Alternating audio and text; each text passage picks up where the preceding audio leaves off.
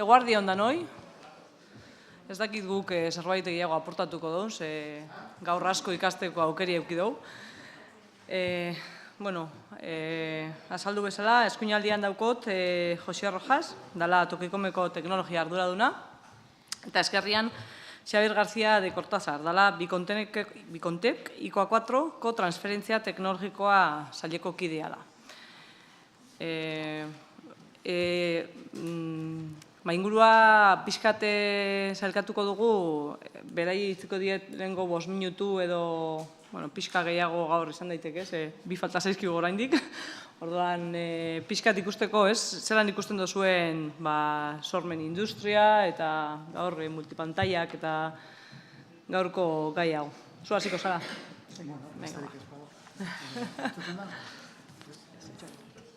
Oin bai, ez da? Bai. Bueno, nahi lehenengo eta baina ederra faena, ez da, sabe? Ez netorren asko hitz egiteko zerarekin, asmoakin, baina, bueno, ez du luzatu imarko dugula zera. Azteko ezagutzen ez duzu nontzako, ni Tokikometik nator. Tokikom da, 26 bazkide batzen dituen, eta 60 tokiko komunikabide batzen dituen elkarte bat, 2012an sortutakoa. Bazkide hauek gatoz apur bat, Euskara Elkarteen mugimenduan inguruan sortutako oso tokian tokiko komunikazio esperientzietatik, 80ko hamarka hasitako mugimendu bat da edo, eta 2012 inguruan krisia dela eta ez dela, eta ikusita Euskal Gintzaren barruan tokiko komunikabideek behar zituzten behar espezifikoak edo aparteko pisua behar zutela, hor erabaki genuen topagunetik, Euskara Elkarteen mugimendutik apur bat banatu, guztiz urrundu gabe, apur bat banatu, gorputz propioa hartu, eta sektore hori apur bat astintzera dedikatuko zen elkarte propio bat edo sortu, ez da? Horban, nik gaur dakardan zera, ikuspuntua edo oso mugatua daukat horretara, ez da? Euskarazko edabideetara eta euskarazko edabideen artean tokikoetara. Esango nuke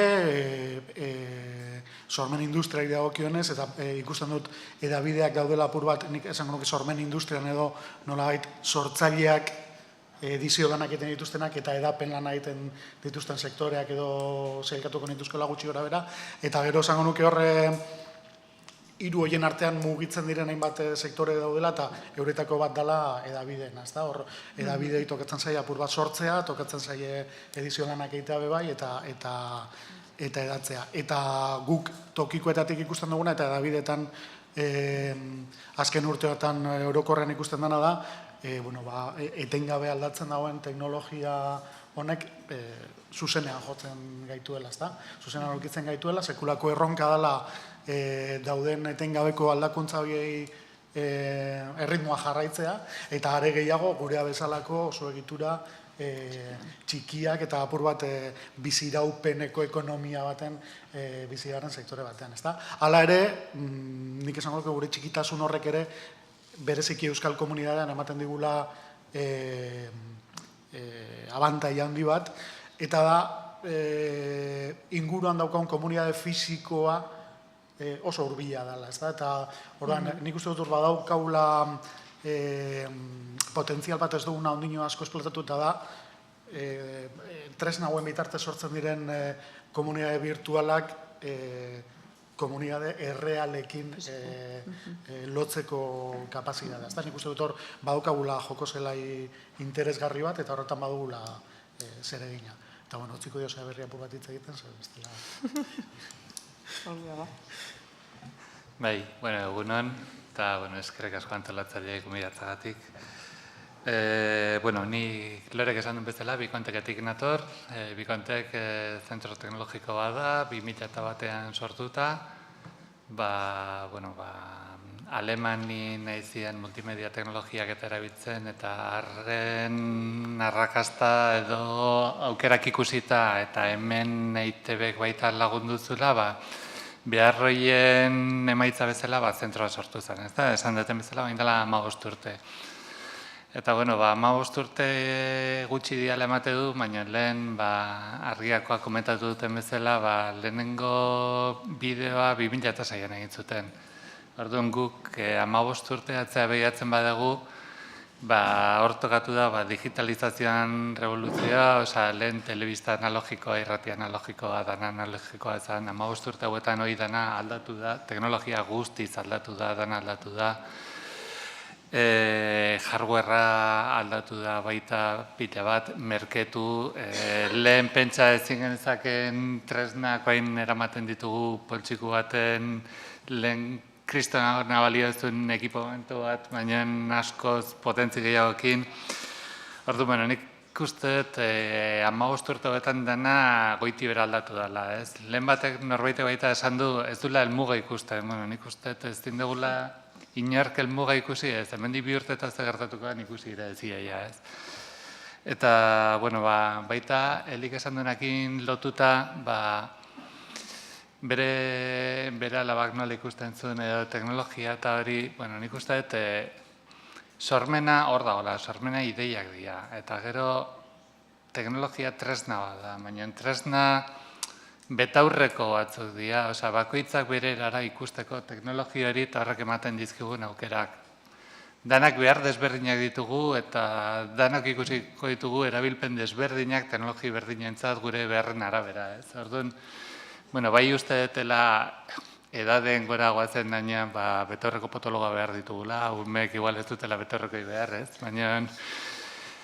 baina bai, nik uste dutela ikuspuntu asko daudela, sormen industria zerran jo zaila da, nik uste dut leku askotan dagoela, importantena ideia dela, eta gero kombinatzea ideia eta teknologia, zer egin nahi duten, eta teknologia ditut, eta igual gauzak goiti bera buelta ematea eta bestera bat egitea eta zein lekutan egon daitekela sormen industria hori. Eta ze azpi egitura edo, ze sektore ditu azpian? Ze uste dozu?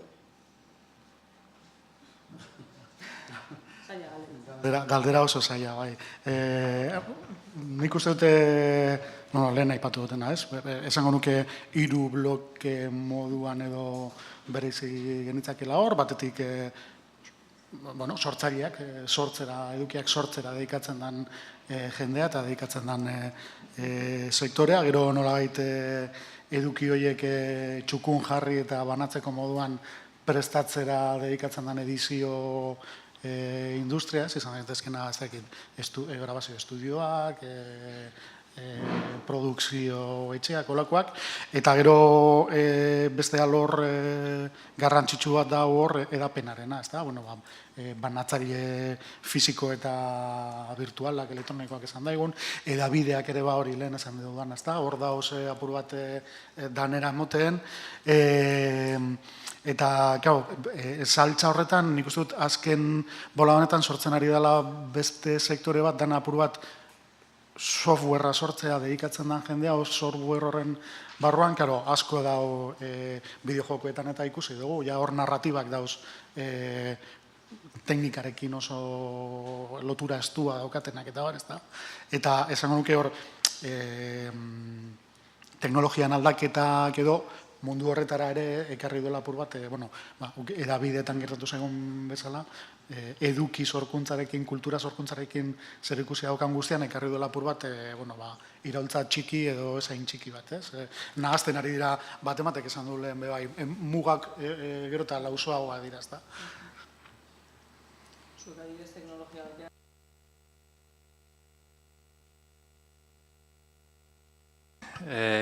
Nik uste eta aurreko bi izlarik baita adibide berriak edo garbiak eman dituztela, musikan ingurun edo bideojokoak gaming ingurun bai hor industria desberdina baita sortzen nahi dira, eta gero baita azkeneko izlariak esan duen bezala, igual industrian bertan baita orain simuladoreak, Serious Games, hor gauza asko egiten nahi dira, mantenimientorako, azkenean teknologia leku askotan erabili daiteke eta aukera berri pila bat ematen dizkigu. Orduan, sormena, tradizionalak igual, badanak burun ditugunak dira, baina aukera berrik nik uste egunero irikitzen nahi diala. Eta guzti honetan, barkatu. Guzti honetan, lehen aipatu du Jenik, hizkuntzaren tratamendua, ez da? Hor, euskarak ze paper edukiko du edo eduki beharko luke? Nik honetan, horretan ez dakit dan horren beste euskarak ze paper eukin behar duen teknologia kontuetan, o teknologiak ze paper jokatzen duen euskararekiko, ez da? Nolabait niri honekin lotuta etortzen jataz beti bi ideia ezberdin. Bat da, egon behar dela hor, esan nahi dut, gaur egun pantaiatan, olako gailutan murgilduta bizi gara, eta inputak etengabekoak dira, esan nahi dut, pantaiatatik edukia etengabe jasotzen dugu, eta espagara jartzen eduki hori, edo gailu horietan espadugu euskarazko edukia jartzen, eta jenik esan duen moduan eduki asko eta ona, berez, ezer egin gabe, joan gara pizkanaka, edo esain pizkanaka beste hizkuntza batuetara, ez da, erdaretara. Orduan, zentzu horretan nik uste dut, nola baiteko, obligazio moral bat daukagula, teknologia berri hauetan eta ateratzen diren kanal berri hauetan egoteko. Eta hori pentsatzen duten moduan, pentsatzen dut bai, ez dala komeni ere medio horietara salto egiteatik, ez da? Nik uste dut gure komunidadeak, euskal komunidadeak badituela berezitasun batzuk, katalanarekin konparatzen badu ere, naiz eta gauza komun batzuk eukin horrekiko ere badauzkagu gure bereizgarriak eta bar. Eta orduan, merezi duela gogoeta pausatu bat egitea euskal komunitateak eta euskarak eta euskal kulturak nola egon behar duen eta nola egon nahi duen medio berri hauetan, ez da? Uste dut Gorkak esan duela lehen bai, falta matatzen dela gogoeta estrategiko bat, hemetik 5, 10, 15 urtera non egon nahi dugun, gure kulturak non egotean nahi dugun medio hauetan, ez da? Horrek dakarren, zailtasun guztiarekin, Xabierrek esan duen moduan bai, ez dago jakiterik, hemetik 5 urtera, orain pantailan itzeko errealidadea dan moduan, ze izango da, eta ze okingo duen eskuartean, ez da? Orain batetik uste dut, egon behar dela, erdaretako murgiltze hori nola baite orekatzeko, eta ez desagertzeko nola baite globalizazio zer horretan, baina bestetik hori egin behar dela kontuz, eta ez edo nola, baizik eta hori estrategia markatu batekin, eta gitxienez saiatzen oraino joan nahi dugun apuntatzen, eta erraz esaten da bat. Estrategia markatuak eta aurrekontu markatuak bai, ez da? Hori da. Batak besteaz badura ematen, ez dago zeinik. Bai, horbe bai, nik esango hor ere badakartzat gaur bi jaka moduan, ez? Bat tokiko mena, tokiko edabideak eta gero, ni berez ere banaiz teknopata samarra eta gustatzen zaizkitolako onerako katxarrak, eta teknologia berritan saltzeatzea eta bar. Eta hor batetik dago, erabiltzaile moduan ez da hain erreza eta ez da hain garestia dauden medio berri hauek erabiltzea, ez da?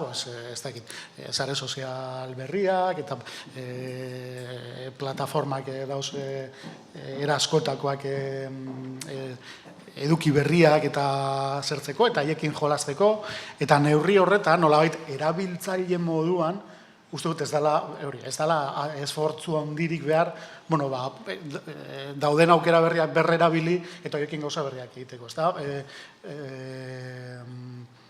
Adibideak ere baditugu, lehen argian komentatu duten nola sortu zuten bere garaian web telebista bat, euren esfortzua eta ekarriko zuena, baina ez dana sekulako inbertsio bat duela 10 urte telebista montatzea izan ziteken, ez da?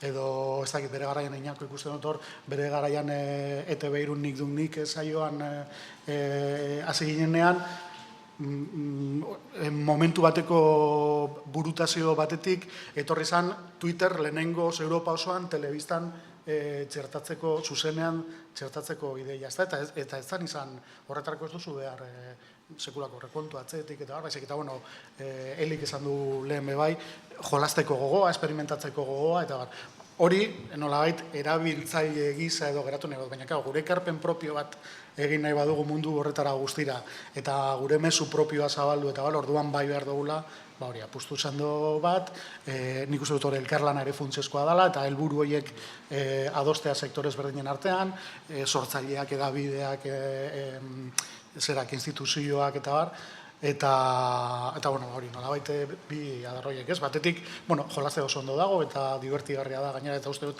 egin behar dela, baina bestetik, hori definitu beharko genuke, nor izan nahi dugun panorama honetan guztian, eta horretarako baliabidea jarri. Nik uste, esan dezunakin eta elkarlanakin lotuta baita, euskarak dituen berezitasunengatik dana igual bertan egin beharra daukau, ez? Eta igual prozesuan etapa guztik menperatu behar ditugula. Nik uste horrek ahalbidetzen duela baita, eta prozesu osoa menperatzen, eta horrek baita balio beharko ligukela kanpoa juteko, ez? Oso gutxik daukate igual prozesu osoa kontrolatzeko aukera edo beharra. Gu daukagu, igual elkarlanean zerbait egitekotan, kanpoa juteko aukera daukagu, ez?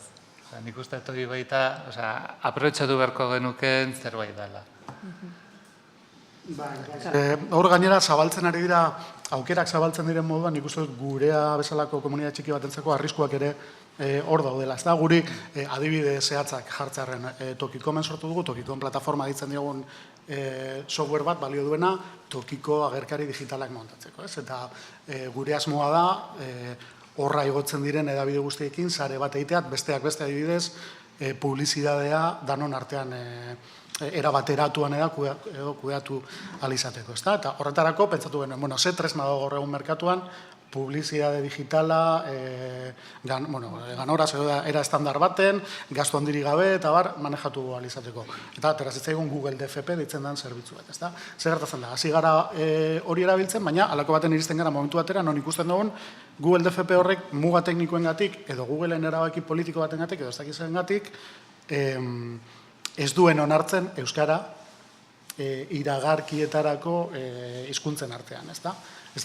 Ezin duenez teknikoki ondino ez daukanez baliabiderik hizkuntza esan daigun prozesatzeko, ez da? Ulertzeko nolabait kontestuan iragarkiak hartuko diren kontestu horretan webunean ze jartzen duen eta bar, ez du onartzen. Orduan, ibili behar izaten gara, trampa jartzen, esaten iragarki horiek agertuko direla gaztelerazko webune baten, ez dakiz. Hori da bat, Google Play eta Apple Storeen aplikazio dendan eta olakoetan edukiak publikatzera soazenean bebai, hor, zure eduki horiek edo zure aplikazio horiek euskaraz baldin badoz be, horrek beste handicap bat suposatzen dizu, ez da? Itxarote denbora luzeagoak, eta gaina, kontua da hori, nik uste dut, batez ere aplikazioen munduan eta gero eta garrantzi gehiago hartzen ari direla, eta gero eta esku gutxiagotan dagoela hori. Merkatu hori azkenean kontrolatzen dute Google, kontrolatzen du Facebook, Appleek, eta, ez dakite Microsoftek ere zoz egiten duen horretan. Orduan, hoize ez, mundu honek batetik zabaltzen dizkigu bateak, nolabait eskaparate berriak eta zertzeko, baina zaberek esan duena prozesu osoa kontrolatzen ez badugu, neurri batean behintzat, arrisku handiak gaudez, alako baten, hori, hauek jarraitzen badut erabakitzen, guri orain gertatzen zaigu publizitatearekin, AdSense edo AdWords edo alako batean, euskara ezin bada kolokatu, merkatu horretik kanpo zauz. Eta hemen idealena litzateke, bakigu talde txikia garela, eta ez garela asko eta bar, merkatu horietan lehiatu alizatea, eta garbantzuak gure lan horretatik atera alizatea, ez egotea beti diru laguntzen menpe, eta bar. Eta kasu horretan adibidez, ez?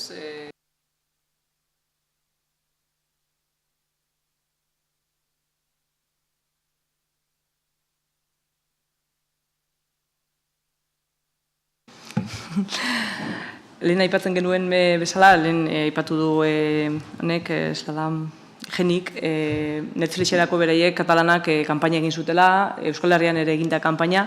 Hori da egin behar dugun bidea, guk Euskara egon dadin, Twitterren egin zan moduan, eta ala beste bideren bat dago.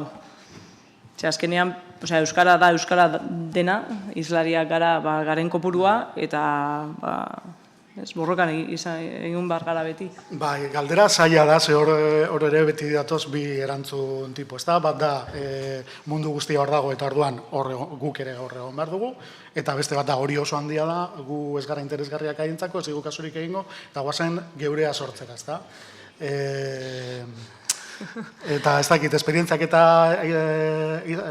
izan ditugu, ezta? Bere momentuan zela zan, Euskal Tube eta hauek sortu zirenean, bai horren inguruan ez da behidatxoa egon zan, ez?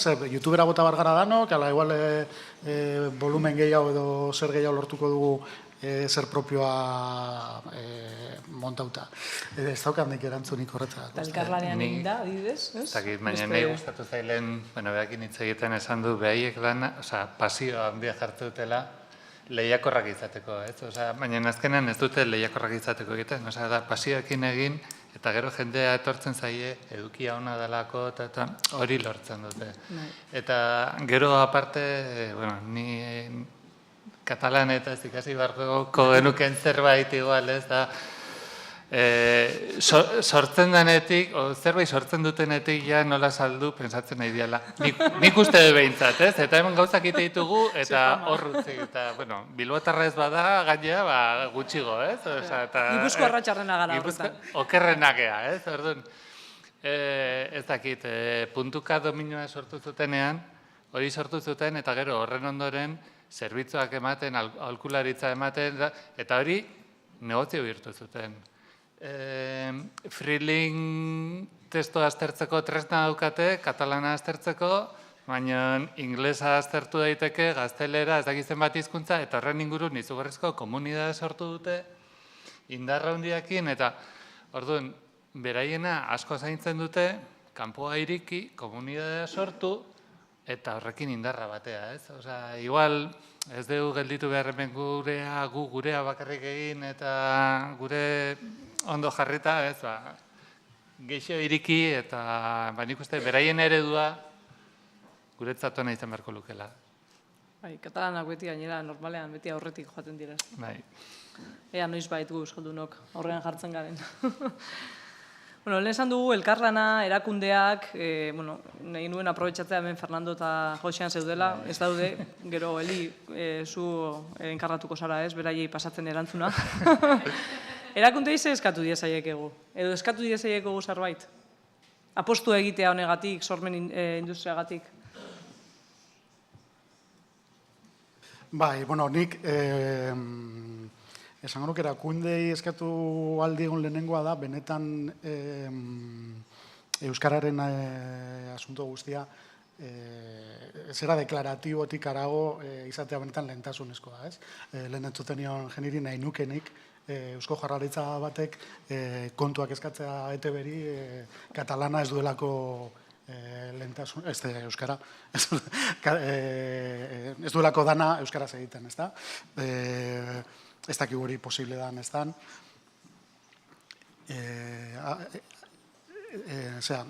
Egoera ere diferentea dalako eta bar. Eta bai instituzioei... Ongietorri, Fernando. Bai.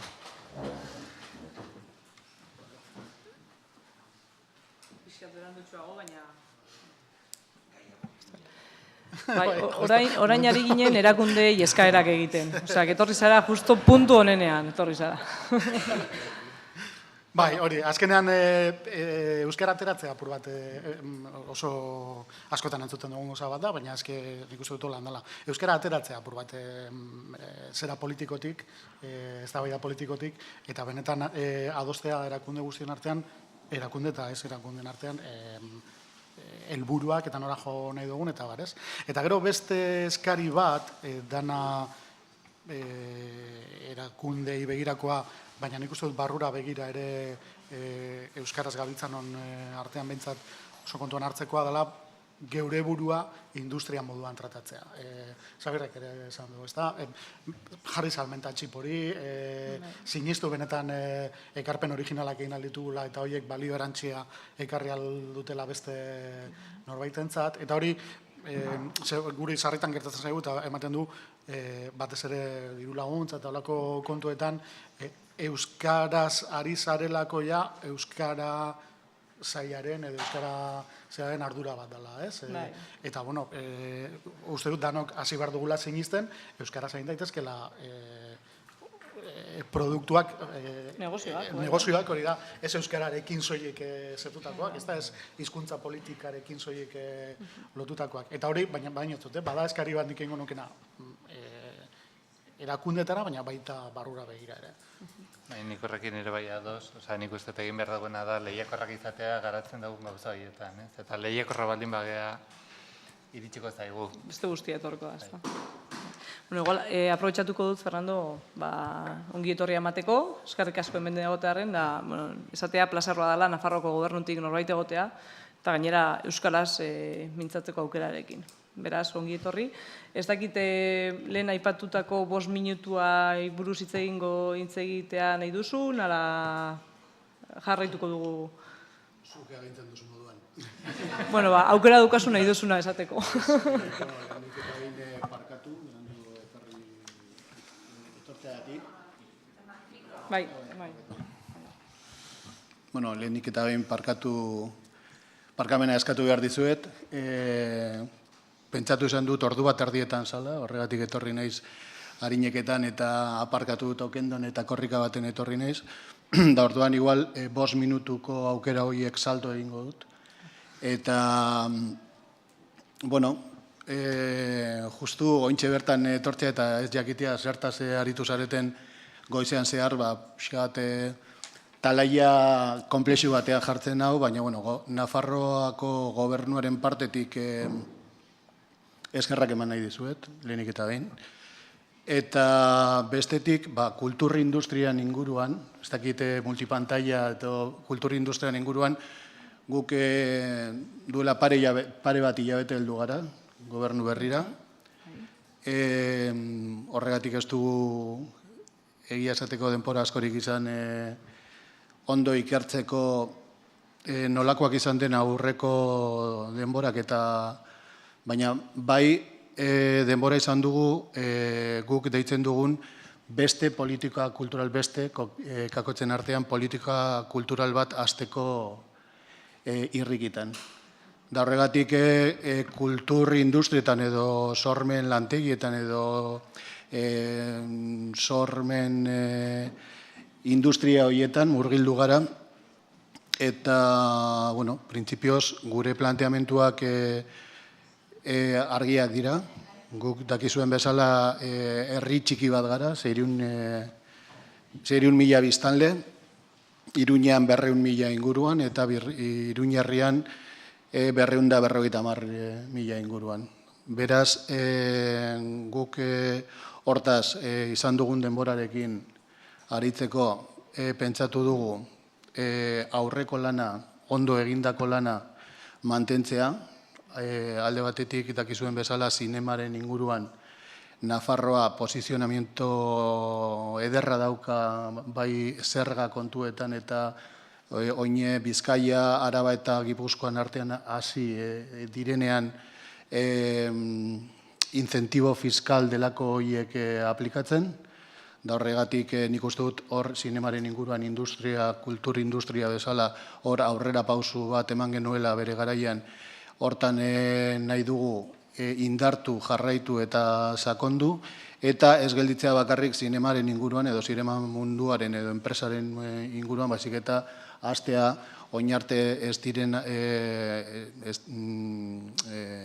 diren bidea jorratuz argitaletxetan eta olako esparruetan. Beste alde batetik hori ondasun departamentuarekin eta garapen ekonomikoko departamentuarekin ari gara. Eta bestetik kultura departamentutik zuzenean, dakizuen bezala alde subsidiarioagoa dagokigu, eta esparru horretan nahiko genuke oinarte ez diren egin lineak edo ardatz horiek hastea jorratuz. Sormen lantegiak eta sormen inguruko edo ikerketa eta berrikuntzako artistak eta artista taldeek aportatu ditzaketen bideak jorratuz laguntzea. Horretarako, 2 hilabete hauetan departamentuaren barruan berrikuntza eta sormenaren inguruko atal bat sortu dugu, eta horri diru apur bat sartu dugu, hemendik aurrera diru laguntza bideak eta baliabideak eskaintzeko asmotan. Eta, beste gauza batzuk baneuzkan holan prestatuta komentatzeko danon artean, baina, nahi baduzue jarraituko dugu galderei, zuek bideritako galdera hoiei erantzuten. Nik galdetu nahi nizuen, zuek egon zarete hemen jardunaldia, eta pixkat igual Fernandori laguntzeko, agian jardunaldutik zer da destakatuko zenuketena, edo zer izan da, izan ditugun islarietatik, atentzioa ditu dizuena, edo... Ni pertsonalki asko gustatu zait Kataluniatik jendik ekarri duena, esan dut, guzti hau badaukagu hemen. Guzti hau badaukagu hemen. Eta ez badaukagu hasi beharko gara. Zer iruditzen zaizu? Enbidia sanoa da, Oraingo abia puntutik, ni eske horrekin geratu nazorrek utzi nau markauta, ez? Gure TV3-en lehenengo irizpidea da, egiten duen dana, katalanez egiten dela. Eta ondo. Ondo, eta hori, katalanez eta ondo. Konformatuko nintzateke ni gurean, dana euskaraz egiterekin. Erdipurdika baino espadare, ez da? Ni horrek ditu ditarreta, eta gero impresio orokorra ziren esan dudanarekin lotuta, hau ze askar mugitzen den, ez da? Olako aukerak ikusten jartzen zara, da kontuatzen zara, pentsatzen duzuna azkenengo gauza dela, ja, azkena ez, ez dakit, pasauta gola. Eta orduan, alde batetik bertigo sentsazio hori, eta zalantza edo, kezka, ez dakit, honi nola egin behar diogun aurre guretik, gure presentzia horre ziurtatzeko, baina ez edo nola, ez da? Ze ekarpen egin aldogun, eduki mailan, teknologia mailan ere zeo zer ekarri aldogun hor, ala ez, ni bikontetzek erakutsi duen plataforma hori oso interesgarri egitu zait. Eta nik esango nuke, sentsazio orokorra bertigo apur batena. Nahi, egia esan dana gustatu zait, ez? Bai TV3-etik aurkeztutako oso interesantea, Shazametik aurkeztu duten abitan nahi oso interesante iritu zait, interesgarria, publizitate mundua Googleetik kanpo egitea badirudi ezinez badala, eta beraiek aurkitu dute bide bat, eta gainea oso zuzena, eta konbertsio oso altukin, lead oso altukin, hori oso interesante iritu zait baita, gero, nire lankideak Iametzakoekin eta aurkeztu duten proiektua baita, nahi bide bat irikitza iruditzen zait, dana gaina estandarretan oinarrituta, kode irekia da, edo zeinek erabilia izateko. Azkenean hori da gelditzen zaigun bidea, ez? Esan bestela hor daude Google, Apple, Television, Samsungek, bakoitzak bere ekosistema sortzen ditu, eta edo hortik pasatzen zea, edo,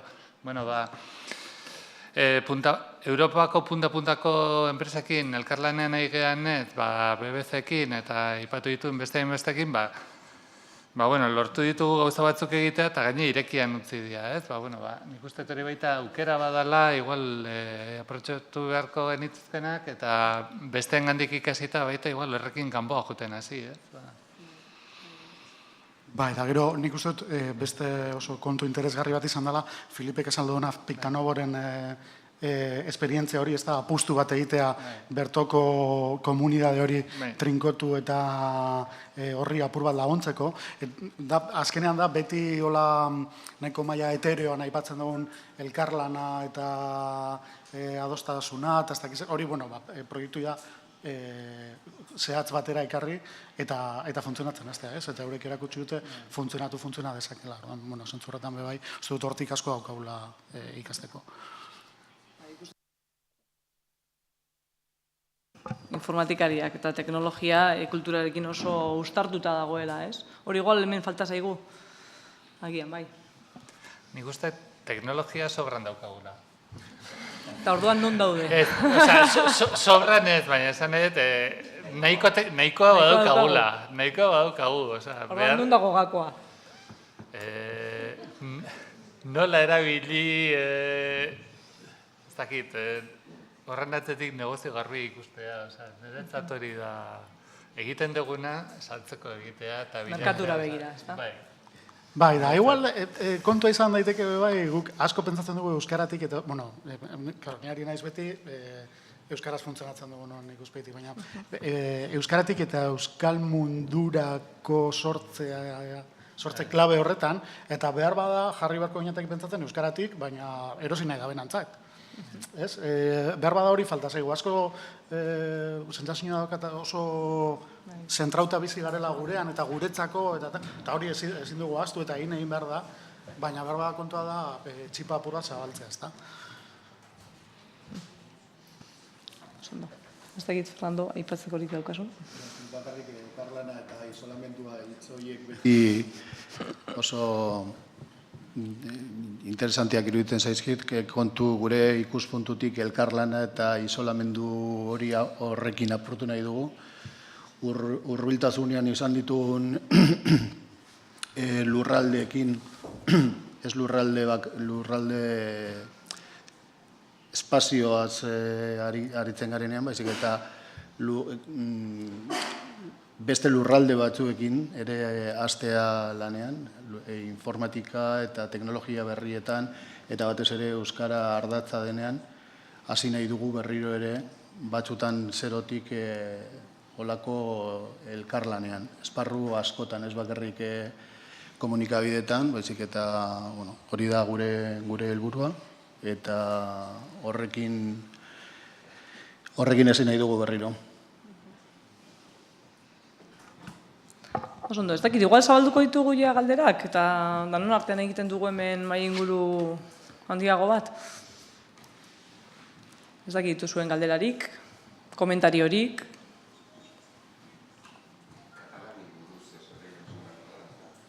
Katalanei buruz. Badago batan.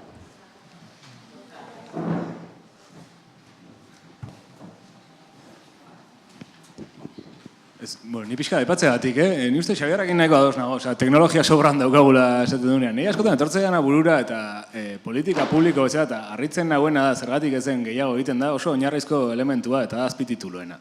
Hau da, dauzkagu ez dakit zenbat lagun dokumentu administratiboak euskaratzen, gero ez dituenak inork irakurtzen, eta bitartean itzultzaile horiek egin zezaketen lan bikain bat euskararen normalizazioan pelikulak azpititulatuz, bideojokak itzuliz, eta bar, eta bar. Ez dakit, behintzat, hemen ardura publikoa dauzkan norbaiak egunez, ez dakit horrelako zerbait planteatzea astakeria hutsa haute den, niri behintzat ez zait iruditzen.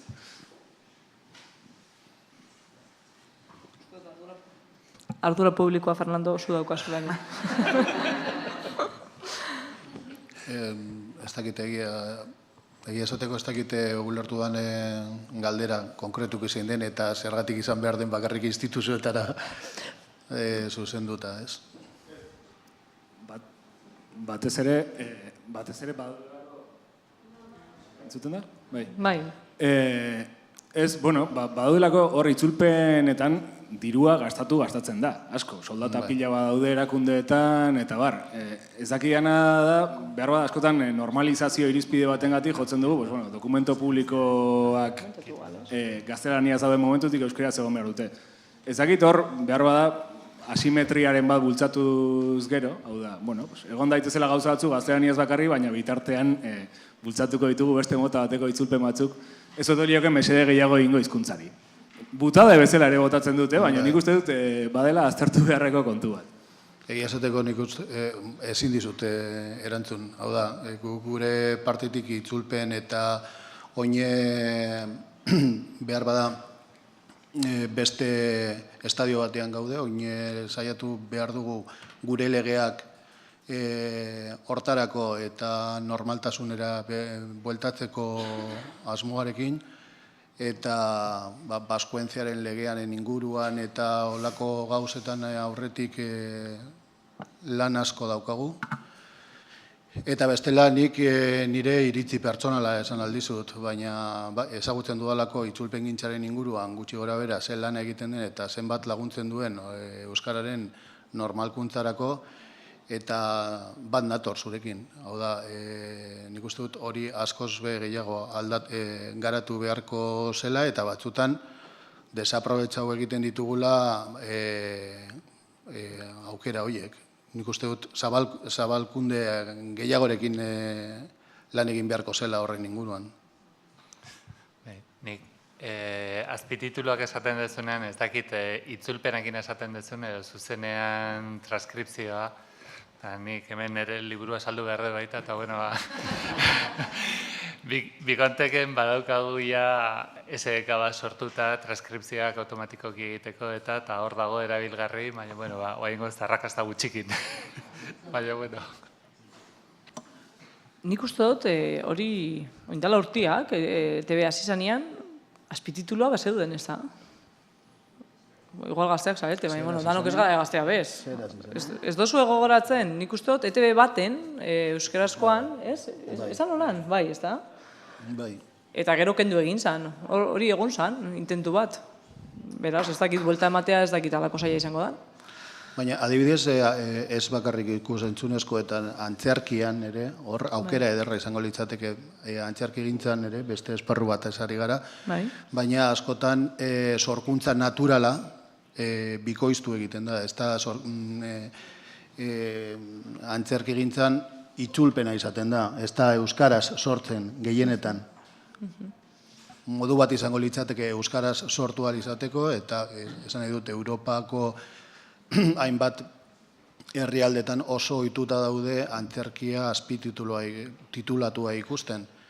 Hemen ez dago ez ohiturarik eta ez aukerarik hori egin ahal izateko. Eta hori modu on bat izango litzateke euskarako sorkuntza naturalean antzerki gintzan edo bizi ahal izateko, esaten dudan bezala, era naturalean, ez?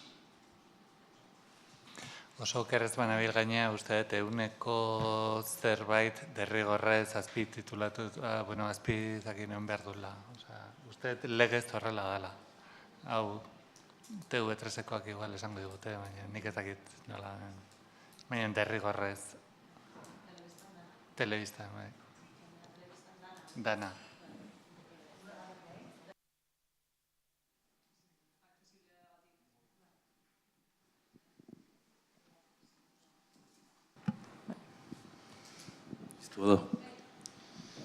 Bueno, gaurko emanaldia egia esan oso interesgarria izan da noski. Nik 3 ondoren edo atera ditut, eta bat, bueno, hola, bizkat, ez, garbiak hizkuntzarena, edukiak eta teknologia, ezta? Lehenengoa hizkuntzarena, garbi daukatena da, euskiak ez badu pasu hori hau ematen, desagertu ditekela, osea, hain garbi. Bere momentuan, baserretik eta itxasotik eta kobazulotatik atera zen bezala, hiritartu zen bezala, ez dakit, Elizak zerbait lagundu zu, baina gaur egun euskerak bere bidea egiten ari da, bueno, bere zea ditu, eremuak ditu, baina pausu hau derrigorrezkoa da. Jutzen zait, desagertu ditekela mapa digitaletik eta horrek ekar dezakela hizkuntzaren desagerpena. Egora larrian gaude bestela ere, osea, bandike larriagoan. Edukien inguruan, iruditzen zait, sormena, asko aipatzen nahi zeate, sormenarena. Sormenarena da gure hezkuntzak, sistemak daukan akatsik handiena. Osea, esan nahi dute bai txikitatik hasi, unibertsitatera arte, sormenaren tratamentua oso eskasa da. Osea, esango nuke ia hutsa. Ez dela sormena berez lantzen dira jokuak, zerbait, eskola batzuk antzerki pixkat ematen dute, hau eta beste, baina sormena zentzu zabalago batean. Zabalagoa da, ariketa guztiek izen behar dute bere sormen puntua. Bai matematikoak, industrialak, jolastekoak, eta azkena teknologiarena, hau ez dakit, oso ez da baidagarria da, ze egin behar duen euskeak, teknologia den lehenbiziko puntua, teknologia erosi, nola esaten zuten que inventen ellos, nola esaten zuten hori Espainian, ez dakit, Frankok zenek esaten zuen, ez? Ez, noski ez. Baina industria bat sortu behar dela baita, industria horrek etekin ekonomikoa eta hortatik bizi diteken modu bat bilatu behar dula garbi iruditzen zait. Osea, euskal, ez dakit, instituzioek, diru pila bat inbertitu beharko lukete 3 alor hauetan. Euskara mundu hortan sartzeko, sormena hezkuntzan era bat sakon tratatzeko, eta azkenik industria teknologikoa bultzada bat emateko. Ez du beste etorkizunik ikusten, ez euskarari eta ez euskal izateari. Eskerrik asko. Ez dakit beste galderaik. Hauen? Josik? Gogoeta. Txoin. Buruan dituzu. Euskaldunak, hiritarrak, eta ez dakit, ez da baida pixka eta beraz. Entzuten bada ondo eta bestela, osea, nik uste horre, hori, gauza hoiek edo elementu hoiez gain gaude pertsonok, hemen gauden hainbat hiritar, hainbat ikasle, irakasle, ikusten dut bat edo beste hemen ere, ekoizle, ez dakit, bakoitzak bere funtzioan ezitzaile, ez dakit, ama, aita, eta hainbat pertsona gaude, euskaraz hitz egiteaz gain, edo euskaraz ikasteaz gain, euskaraz ekoiztu, euskaraz ikusi, euskaraz harremanak izan, lagunekin, familikideekin, orden, nik uste hori eskaintza teknologia nahikoa dugu, merke xamar, eta nik uste gaur egun eskura daukagula erabiltzaile bezala, ez ekoizle, baina erabiltzaile bezala, ez dakit, 100, 200, 300 eurotan, gutxi gora bera, badugu mundu honetara baldin eta konexiorik balego, hori iristeko eta inkluso ekarpenak egiteko modua, ez da? Errexamar, me gusta, no me gusta, I like, I love, gaur Twitterrek jarri du beste ikono berri bat, I love, ez dakit zer, Lorea barik esan du, ez dakit. Orduan nik uste dut pertsonen harremanak, pertsonen ekoizpena eta pertsonen naia, kasu honetan, voy a parlar una mica en catalá, para decir que, además del videotuit que nos ha regalado en un momento Gene, ¿no? Generosamente, que yo creo que la voluntad de lo que queréis defender y de lo que queréis hacer y de en qué lengua queréis hablar, pues que es fundamental, ¿no? Orduan, galdera egin behar badut esango dut, galdera moduen. Ez aldu, baina, nire gogoeta eta Eliren alabengan nuen ardura islatu nahi nuen. Osea, nik uste teknologia nahikoa daukagula, baina teknologia hori pixkat pertsonen zerbitzura eta pertsonengan pentsatuz ez ote dugu erabili behar liluratu gintezken gauza guzti horiez gain, ezta? Hainbat aukera ditugu, baina pertsonengan pixkat gehiago pentsatuz ezin dugu erabaki elkarlanean aritzea pertsona horien mesedetan. Galdera bezala botatzeagatik,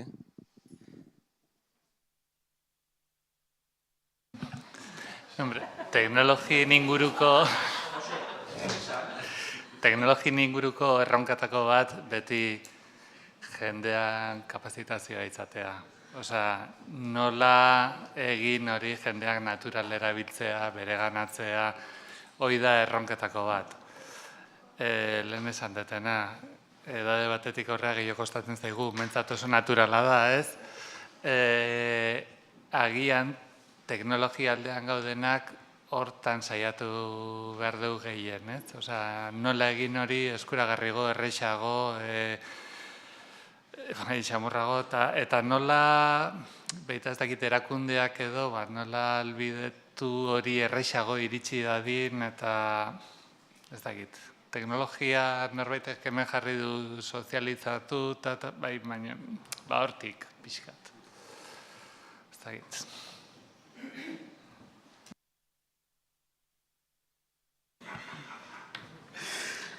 Gero hor, jendearekin ari garen neurrian, nik gero uste dute alegin konsiente bat egin dezakezula teknologia bat jendearen eskura jartzeko eta erabilidadinera jakin baten eta bar, eta gero beste bat da horrek zebide egiten duen eta jendeak nola hartzen duen hori, ez da? Eta pantaia, egun hauetan Twitter bidez eta komentatzen pantaia anitzeko esperientzekin eta lotutako esperientziak eta zeak, batetik ikusten dut hemen jartzen diren adibide oso sofistikatu horiek eta gero ze gertatzen den errealidadean, ez? Errealidadea niri gertatzen zait adibidez, azkenengo 6 hilabetetan egin nazela Kuarto Milenio saioaren oso fan, baina ez saioa bera ikusten baduzu telebistan, dan misterio eta beldurre eta ez dakize saio bat, baina ikusten baduzu aldean daukazula jendea Twitter bidez kriston gaiztakeriak esaten ari diren txorraden inguruan da ez dakize, bihurtzen da humorezko saio bat. Eta nik gaur egun, igandeak adibidez holan bukatzen ditut, ez da? Eta jartzen dut Kuarto Milenio, jartzen naz onduan, eta tripak kontatzen. Esan nahi, gero jendeak hori daukala, ez da? Ez garela inerrez kontrolatzeko modukoak eta bar. Eta nik uste dut, Twitter eta hauek bai ekarri dutela gurean, eta horregatik esaten dut guk daukon txikitasun horretan sekulako indarra daukagula, asko dauela horretatik, ez da oso ondo pasatzen du sekulako ganberradak egiten dira, sarritan inoiz lortu izan dugunean euskarazko traola bat trending topic izatea beti izan daulako ganberrada tonto baten inguruan, ez da? Badao, taldetxo bat teknologia honen bagaude batzu, bai, honen inguruan oso ondo pasatzen dugunak, eta uste dut horri ere zuku atera bat zaiola, ez?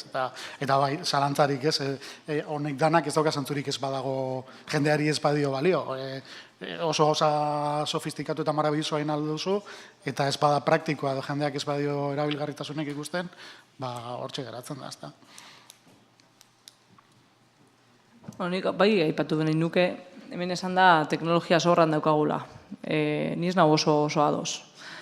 Daukagu errealitate bat gaur egun Euskal Herrian, informatika, ingenieritza eta telekomunikazio fakultateak, gero eta jende gutxiagorekin ditugu. Arazoa kristona da, teknologiago behar dien momentuan, eta irtenbide laborala kristona dagoen momentu honetan, gure fakultateak gero eta pertsona gutxiagorekin. Eta ja ez dut aipatuko emakumeen portzentaia nolakoa dan. Zer da, desastre bat. Orduan, bai, teknologia badaukagu, baina zer, kanpokoa. Osea, hemen garatu behar ditugu. Osea, dauzkagu fakultateak, eta fakultate hauek bete egin behar ditugu. Eta albada mutiletan neska kopuru berdinakin, hobeto. Eta nik uste dut hor ere badaukagula erronka handi bat, teknologi mailan. Eta gero ja, ustartzea, lehen, ez dakit nola daukasun izena, zuk aipatu dozuna, ez? Hizkuntza, edukiak eta teknologia. Baina horretarako teknologia eusko labelarekin egin behar dugu. Osea, ezin da etorri. Ez, benetan, kriston arazoa dago, Osea, moderatzailea naiz badakit, baina ezin izan naiz izildu. Sentitzen dut. Baina, kriston arazoa dago, gainera, badakizue, Big Data eta horrako, datu pila bat prozesatzen dira, datu horiek badakizue sigurtasun aldetik eta holan, edozein ordenagailutara sartu daitezkela, segurtasunean Euskal Herri mailan nola gaude? Badukago adituak horretarako? Pentsatu dugu hori, fakultateak usten dari dien bitartean? Osea, herri mailan, herri bezala aurrera egin nahi badugu, fakultate horiek bete behar ditugu pertsonekin eta adituak egin eta elkarlanean sormena sustatu eta sormena bezala 1000 gauza. Baina, teknologian ez gaude sobratuta, benetan. Nire txia da, Esan nahi nuna, da. Teknologi maila, bai, alik eta gehien hobe, baina nik esan nahi nun, teknologiak daukan maila eta gero enpresetan erabiltzen nahi dana, hor izugarrizko tartea dagoela, eta enpresak behar dutena, asetzeko aina bintzat badaukagula. Hori da esan nahi nuna. Teknologia aldetik gorak egin behar dela, beti. Ados. Eta atzetik jendea falta dela, baina nik uste hor gap hori handiegia dela. Nik uste teknologian lanen egianen... Bai, hori da. Hori merkatura eramatea, hori jendeak erabiltzea. Hor esaten dut sobran dagoela. Erabiltzen dana, ez dator bat, garatzen danarekin. Hori da. Bai, garatzaile eta erabiltzaile arteko diferentzia. Horretan ados. Eta hor behar bada, hor ere markatu beharko litzateke ipar bat, esan nahi dut, teknologia fakultateak bete behar ditugu, baina zertarako, esan nahi dut, non egon nahi dugu, non espezializatu nahi dugu emetik 10 urtea, edo ze behar espezifiko daukagu guk, beste inork ezin dizkigunak eta ez dizkigunak beteko, eta ze utxune bete behar dugun horrekin, ez da. horretan be, uste dut, hori, beste buelta komun bat eman barko litzaiokela kontuari, enpresak, erakundeak, eta... Horregoko lehen aipatu dugun plan estrategiko integral hori ez. Hor sartu beharko litzateke ez, askotan esaten dozu ez. Gure datuen ziurtasuna nork eramango du. Amerikanuek, Europatik eramango dizkigute, Euskaldunak prestatuko ditugu adituak eta... Ez da galdera gehiago hori dauden.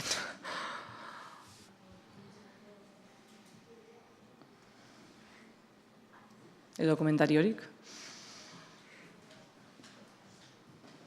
Ikasleak ditugu hemen, ikasleok be esan dezakezu zerbait, Ez nik sozializazioa aipatu dezute eta Fernando hemen dagonez, badakit telefonoz, komentario bat egin zen idala, azkenean sozializazioak zer suposatzen du berrikuntza iristea arlo askotara. Eta uste dut instituzioen aldetik ere urratsak eman behar direla maila horretan. Ulertu nizun nik zuri, bai aizinatela urratsak ematen berrikuntza zailak beste hainbat arloekin harremanetan, proiektuak edo eraikitzeko. Ez dakit gehiski ulertu nun, edo badakazun horren inguruan zerbait esaterik, edo zein den pixka bat, nola tira nahi diozuen horri.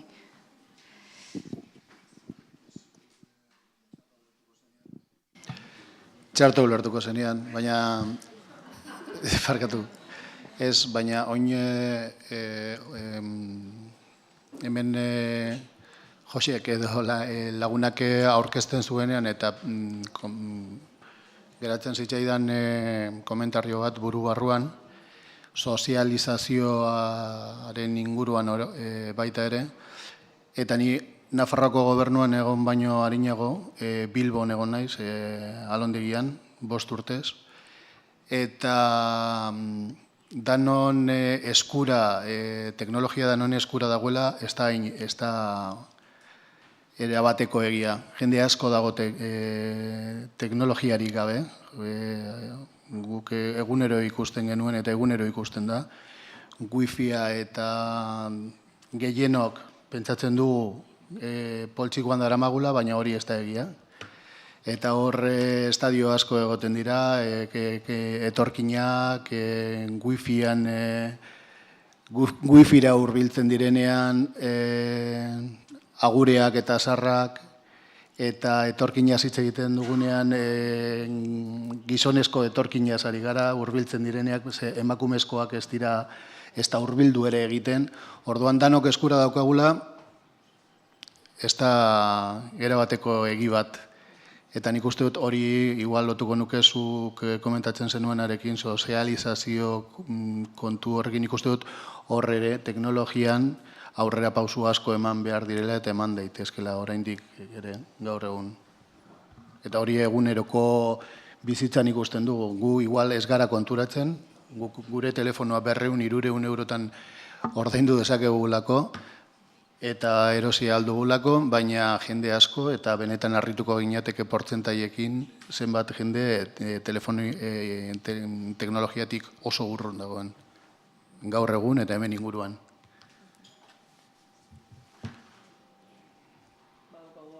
Badaukagu orduan erronka, ez? Sozializatzen. Bai, eta instituzioen aldetik asko gainera. Oso ondo. Ez dakit. Ikasleok badaukazu zerbait aipatzeko edo dena argi gelditu da orduan.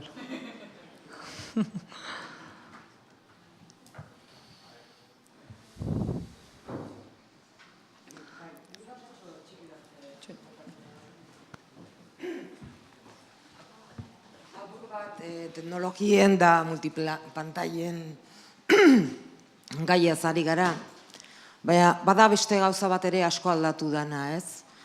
Eta multipantaia horietatik etortzen zaizkigu hizkuntza guztietatik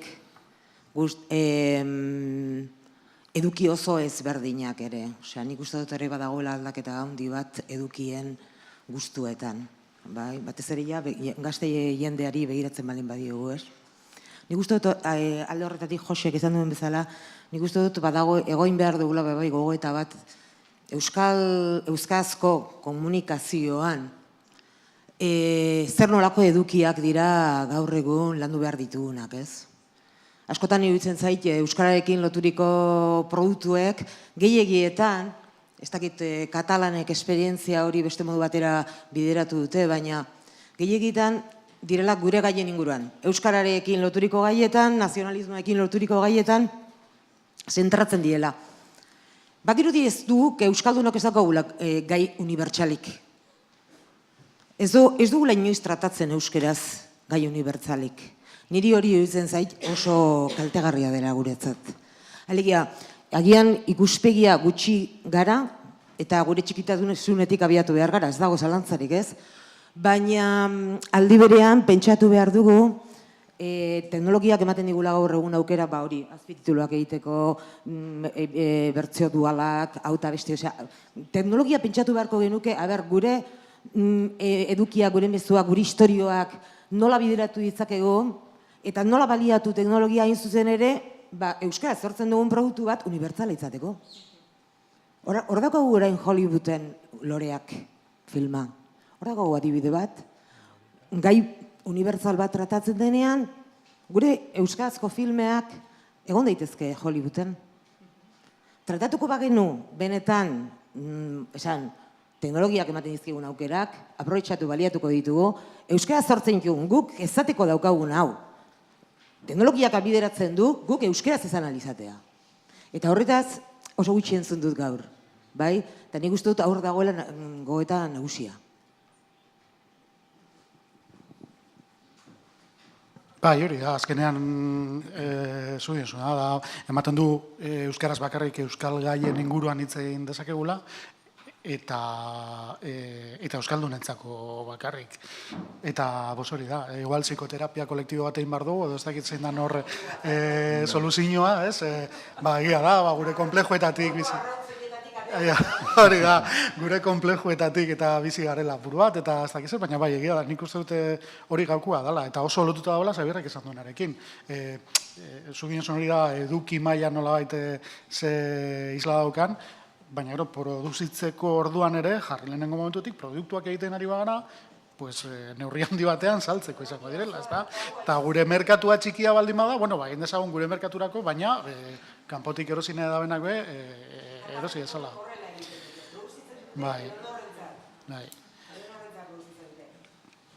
Bai, niri gero, honekin lotuta filosofa da potoloetan ja hasita iruditzen zait, honek danak ekartzen duela problema be bai, eta da edukien eta batez ere atentzioaren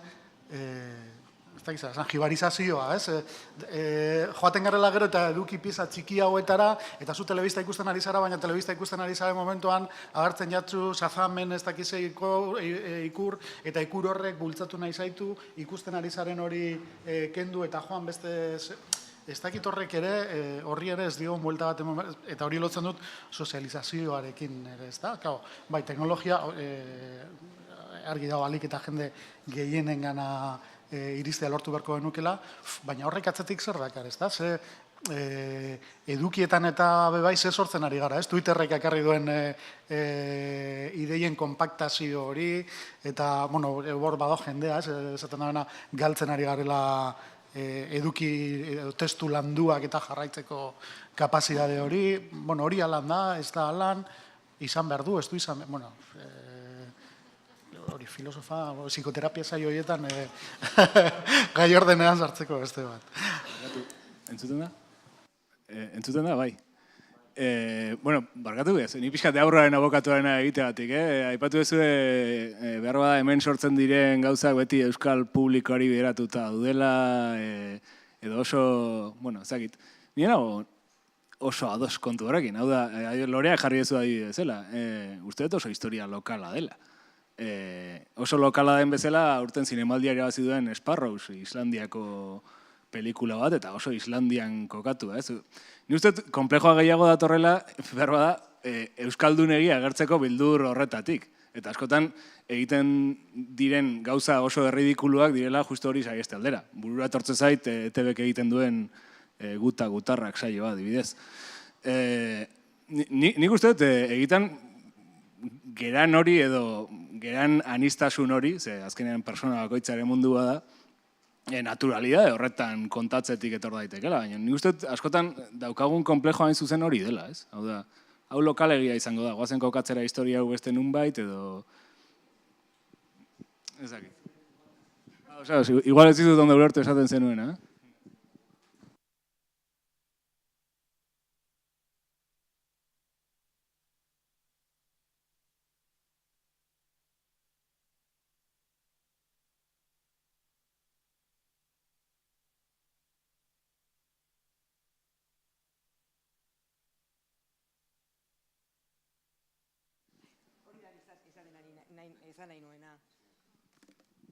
Horixe, Gorka, nik ezan nahi nuena zen tokikoa oso globala izan daitekela, segun eta ikuspegi ematen diozun.